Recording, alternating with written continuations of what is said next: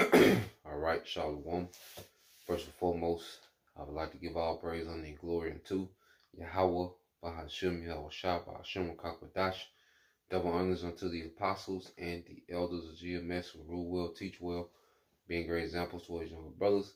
And peace and blessed salutation to the hopeful lake out there pushing his word in truth and in sincerity across the four winds in the name of Yahweh, Bahashim, Yahweh Shah. Pushing to get up out of here. Shalom to the hopeful elect, the believers, the listeners whom have came back to the obedience of the scriptures through faith in Yahweh Bashem Al Shai. And what I want to get into, all right, today, is staying coachable, staying coachable within the truth, okay? And, if you're, from the sports world, all right, play sports, or a spectator of sports, you might hear, this term coachable, okay? Certain players, okay, being coachable, and certain players being not. And we want to remain, coachable, all right, in the truth, okay? And I want to get that word coachable and go into what it means. Now, this is a Google definition, and it says coachable. It says capable of being easily taught and trained to do something better. Okay, reading it again. Capable of being easily taught and trained to do something better. Okay, so I want to get one more. Okay, yeah, let's get this one too. All right, it says and this is coachability. It says an individual's willingness and ability to seek, be receptive to, and act on constructive feedback to drive individual development and improve performance. Okay? And one of the things about this truth, you have a thing of off-camera development that we all are continually going through, no matter, how many lessons, we're able to do, no matter how many, breakdowns we have under our belt, that we can go through off top of the head, okay, how fluent, we are in the Hebrew, okay, there's always things, that we have to continue to do to improve our performance, and as we come into this thing, as young men, as babes in the spirit, okay, that's why you have your spiritual big brothers, all right, in the camps, you have your spiritual fathers, through the apostles and elders, that are rearing us up, and there's always things, okay, that we're going to have to constantly make adjustments on, in our day-to-day, all right, to become better at our profession, as the Elder Bun, he goes into, all right, the 10%, which what we do on camera, is about, 10%, give or take, each brother's life, okay? And then we have, the majority of our life is lived off camera, okay? Which we have to apply, self-government, to the other 90%, okay, of our life, that's off camera, okay? And it's an ongoing thing, okay? And I'm saying we're all subjugated to remaining coachable, okay, in the spirit, okay, into wise counsel, okay, and into self-government to continue to get better in this thing, man, for the long haul, all right? So let's get some precepts that go into that. Now let's get Sirach 37 and 27. It says, my son, prove thy soul and thy life, and see what is evil for it, and give not that unto it. Because as as men, with there's particular things, that because prove goes into try. Okay, and naturally as we go through life, there's different things we're going to try. There's different, brothers may go through different jobs, different diets, go through different, phases of hanging out or whatever it might be. as men, we're going to try particular things out, while we're in the truth, you know. So as we're trying different things out, we go through life, and just naturally going through different phases. All right, as men, we have to be honest with ourselves and be like, look, I can't function, okay, with this. Like, this is evil to me, you know. There's certain things that can be evil to us. It's not a sin. Elder Zahab always goes into that. It might not be necessarily a sin, but it's evil. It can be evil unto us. It can be bad unto us, man. It can put us through bad times. Okay? And there's different things, as you could read to the verse 28. It said, for all things are not profitable for all men, neither have every soul pleasure in everything. Okay? So as we are constantly maturing in this thing, the Lord is requiring more of us, in order for us to operate in our full capacity. We have to identify what's profitable unto us and what's evil unto us, man. All right? And the things that are evil, either we're going to have to limit it, all right? Put certain restrictions on it, or cut it out altogether,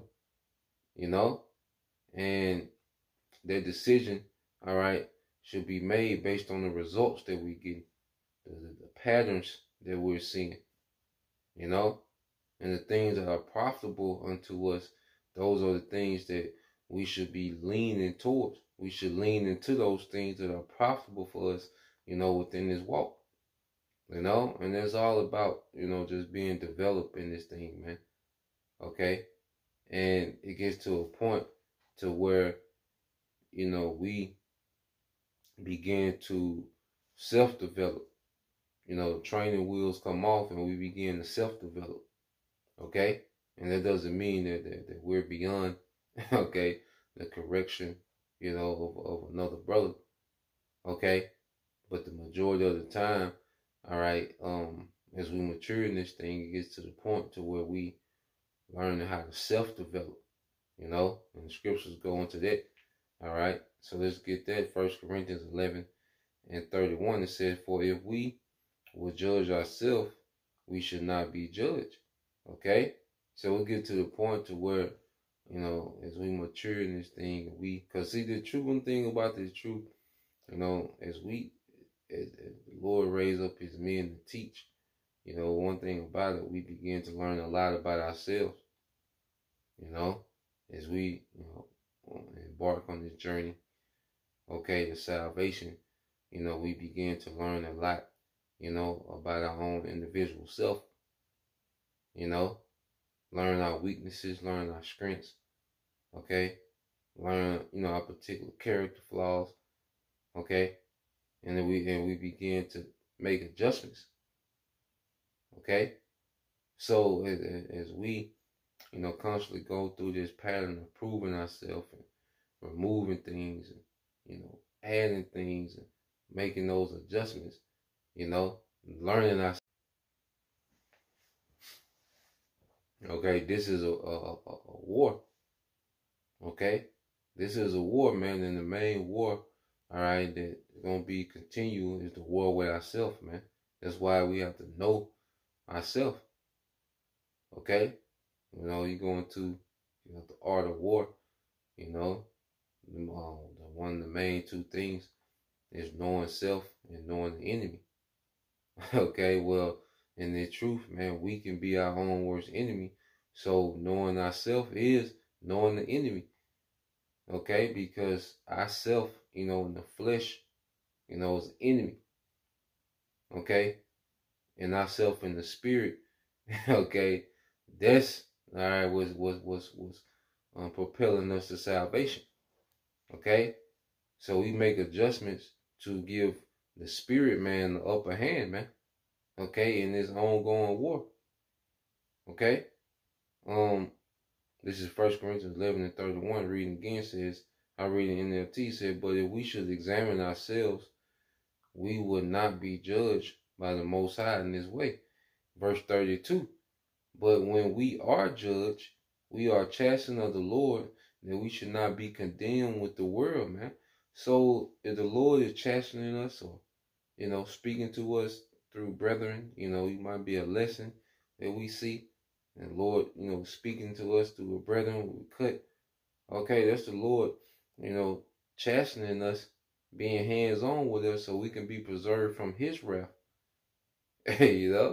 One thing about, nigga culture, everyone walks around, with this main character syndrome and these egos, okay, of being above correction. Okay? And one thing about, all right, nigga culture, which comes from the matriarch is, that's a major trait that comes from that matriarch is that, being offended at correction. Okay? And that's something that, we can't beat. We have to remain coachable in this thing, man. And it's all for better performance, man. It's all for our benefit. Okay? Now, let's go from there. I want to get this account. Okay, in the book of St. John. All right, 21. This is St. John 21:1. It says, after these things, Yahushua showed himself again to the disciples at the Sea of Tiberias, and on this wise showed he himself. Therefore, it says, there were together Simon Peter and Thomas, called Didymus, and Nathanael of Cana in Galilee, and the sons of Zebedee, and two other of his disciples. Simon Peter said unto them, I go a fishing. They say unto him, we also go with thee. They went forth and entered into the ship immediately, and that night they caught nothing. But when the morning was now come, Yahushua stood on the shore, but the disciples knew not that it was Yahushua. Then Yahushua said unto them, children, have you any meat? They answered him, no. And he said unto them, cast the net on the right side of the ship, and ye shall find. They cast therefore, and now they were not able to draw it for the multitude of fishes. Okay? Let's read that last verse in the NLT. Said, then he said, John 21:6 in the NLT, then he said, throw out your net on the right hand side of the boat, right hand, and you'll get some. So they did, and they couldn't haul in the net because there were so many fish in it. So that's an account, okay, as we deal with the disciples, and we have to remember, disciples, some of them, that was their career. That was their profession, was fishing. Okay? So if they're fishing and they're not getting any results, okay? You have Yahushua, which they didn't know it was Yahushua off the bat. Okay? They just looked at him as a fellow Israelite man. But he told them, look, cast your net on the other side. Okay? And they did it. All right? And what happened? They got better results. And that came from, it's a spiritual meaning, going to fishing, for the elect. Okay? But you take that, in the practical, there was a time where the disciples, all right, were coachable. Okay? They was willing to listen to new advice, a new perspective, okay, to get better results. You see, they could have been proud and be like, look, we've been fishing all our life. Our great granddaddy, started this, profession, and we on third, fourth generation or whatever. They could have, okay, responded with ego, but no. They receive, okay? They receive their new advice, okay, and they yielded better results. Okay, and we can never get to the point, all right, to where we're not open to new, wise counsel to get better results. Okay, as we're striving, for the mastery, man. Okay, so we have to know how to move in discipline, okay, in certain times for better results. And I say we grow into self-government, but even then, we're still subjugated to remain coachable, because we all stand in potential, okay, of missing something, of missing something within ourselves, and, get to the point to where, hey, we have to be told, okay? And if we're in that situation, the best thing is to remain coachable, man. Now, I'm going to get this in 1 Corinthians 9:24. It says, know ye not that they which run in the race run all, but one receiveth the prize. So run that ye may obtain, and every man that striveth for the master is temperate in all things. Now they do it to obtain a corruptible crown, all right, but we an incorruptible, okay? So let's get this.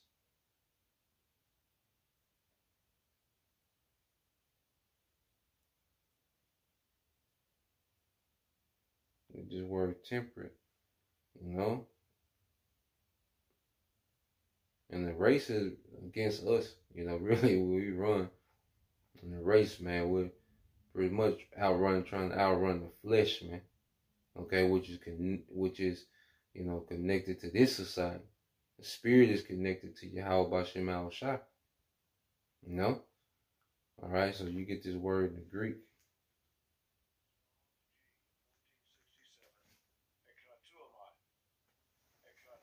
Ekratuamai, all right, is to be self-controlled, continent, okay, to exhibit self-government, conduct oneself temporally, man, okay, and as we mature in this thing, we begin to, exhibit, self-government, man, remaining coachable even to, our own advice, man, not ignoring our own, wise counsel, man.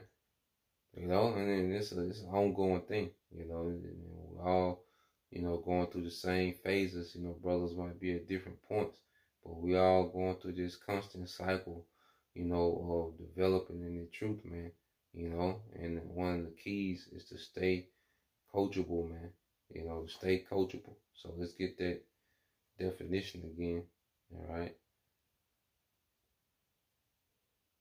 Coachable. It says capable of being easily taught, okay?